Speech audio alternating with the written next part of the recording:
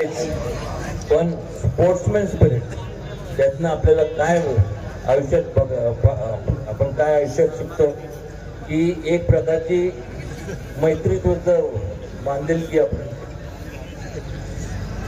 जे जिंकले ते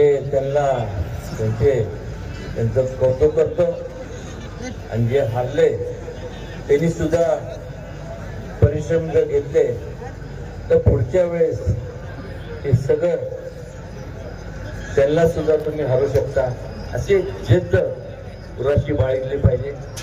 एक इंग्लिशमध्ये म्हण आहे, failure is a stepping stone to success.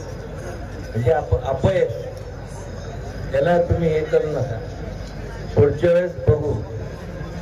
आपण म्हणतो ना बघून घेऊ, त्या भाषेतच बघायचं. आज जिंकलाय ना, बघू पुढच्या वेळेस. आणि जो जिंकलाय ते पण म्हणतात तू ये, तुला बघतोच. अशा प्रकारचे स्पोर्ट्समॅन स्पिरिट पाहिजे. आणि फार बोलण्यापेक्षा तुम्हाला फार बोल करतोय मला माहित आहे, पण ऐकण्याच्या मानसिकतेत नाही आहे. सगळ्यांना त्यांचे प्राईज पाहिजे आणि म्हणायचं की बस झालं, वेळ भरपूर झालाय, त्याला आम्हाला जाऊन दे घरी. ते काय. पण याच ठिकाणी मी विचार करतो येताना की समजा एक लावणी असते,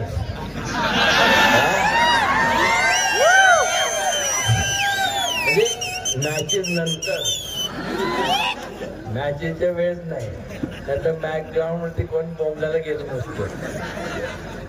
तुम्ही काय म्हणतात, वाजले की 12, जाऊन की घरा.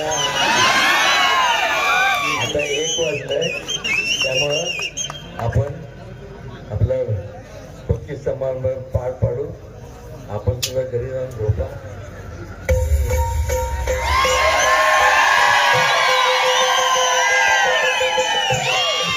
आणि आपल्या सगळ्यांना मनापासून शुभेच्छा.